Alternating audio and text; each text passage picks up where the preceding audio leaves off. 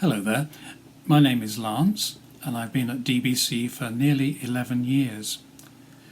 Perhaps you've been doing some exercise by walking during the pandemic.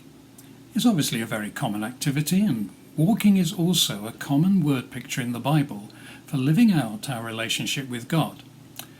However, let me start by recalling a walk I was involved in nearly 60 years ago.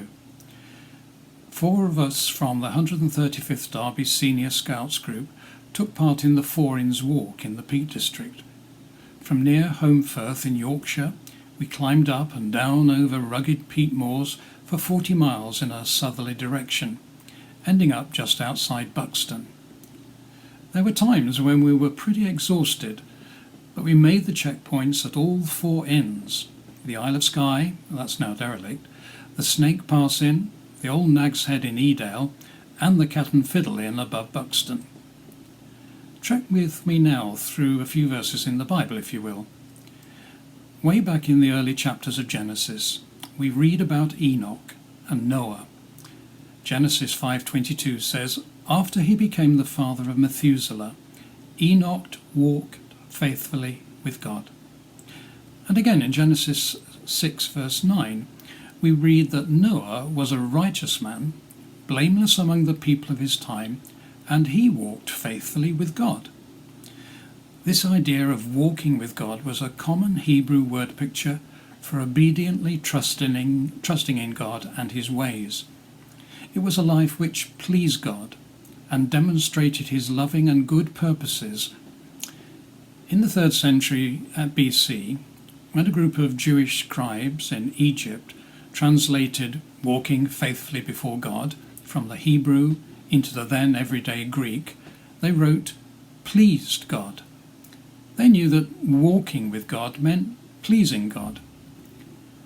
Skipping over many other examples, I'm going to make a big jump to the other end of the Bible. On Sunday the 28th of February, Nigel closed the online service by quoting verses from Paul's prayer in Colossians chapter 1 verse 9 and following. That prompted me to complete jottings I had made some weeks earlier from Colossians 1 verse 10, where Paul prays for the church in Colossae, that you may live a life worthy of the Lord and please him in every way, bearing fruit in every good work, growing in the knowledge of God. Now the word Paul used for please God or please him here is the same word used by those old Jewish scribes when they translated walking with God as pleasing God. And also the Greek word behind the phrase that you may live a life is literally the verb for to walk. Both the King James Version and the more recent English Standard Version keep the word walk in their translations. So we see that in both Old and New Testament, the term walking with God equals living for God, equals pleasing God.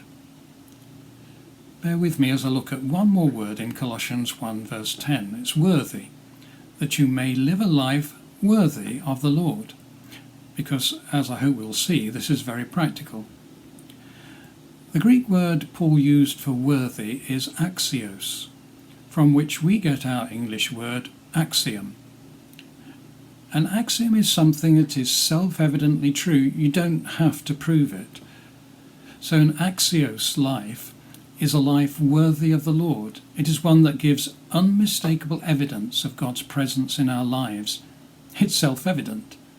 The person who walks with God, who pleases God, inevitably demonstrates the presence of God through the indwelling Spirit. Now, I'm no gardener, and in the winter and spring, I probably couldn't tell the difference between, say, an apple tree and a pear tree. But later, when the fruit appears, it's immediately evident what sort of tree it is.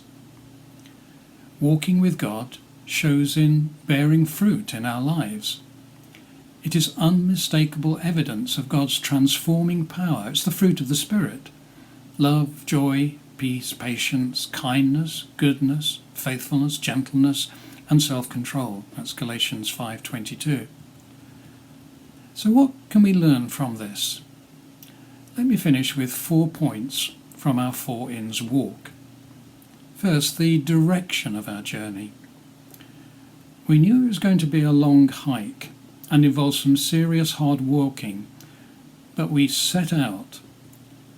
As the ancient proverb puts it, the journey of 1,000 miles, well, 40 miles in our case, starts with the first step. It sets our direction. At each checkpoint, when we stopped to get our card stamped, we knew we had to take another first step to keep our direction, to achieve the goal. And in our aim to walk with God, is there some first step God is calling you and me to take today so we don't, as it were, linger at a rest point along the way? We're called to keep taking those small steps in the same direction each day. First steps don't complete the journey, but they keep setting the direction of our travel. Secondly, there's guidance for the journey. Our walk wasn't a rash adventure into the uncharted.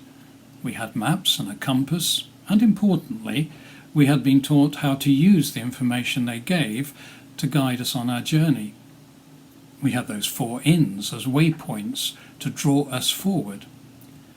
And we knew others who had successfully done the walk before us. So too in our walking with God, we have the instruction God gives us in the Bible and the inner compass of the Holy Spirit as He guides our steps in the right direction. And we have the testimony of others. I guess we've all have our heroes of the faith living on earth now and others in heaven, whose stories have challenged and inspired us. So I ask, is my walk with God guided by the Scriptures and the nudges of the Spirit? Is there a small step needed today for me to beef up my commitment to Bible reading and prayer? Can I draw encouragement from the example of others, a book, a person? Thirdly, a team for the journey. We had to persevere. I don't think we ever got to a point where any of us said, I can't go on. But at times it certainly was a case of persevering. We wanted to finish the course. That's why being a team was important.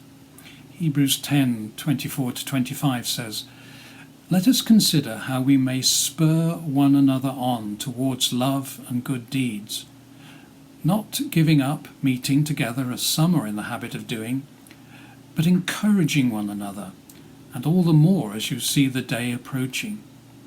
We spurred on one another and we encouraged each other just by being together in a common desire to complete the walk. Remember, these words were written to churches, to teams who were walking together with God. And we certainly need each other now in these pandemic days as we walk with God. The phone call, the note or card, the Zoom meeting, to encourage one another. And lastly, the witness of the journey. As scouts, we wanted to walk axios, worthy, commending the values of the movement which we represented. No cheating, no bad behaviour, no bad-mouthing other teams, and so on. I guess we would have been delighted if others saw us and said, I'd like to become a scout like them. So I asked, does my life give evidence that I am a child of God, and commend Him to others? Anyway, we got there. We received our certificates and earned our rest. Now, of course, that was a humanly motivated journey in our own strength. But remember, as we walk with God in a worthy manner, we are enabled by the power of the Spirit. He leads us to complete the journey. Goodbye.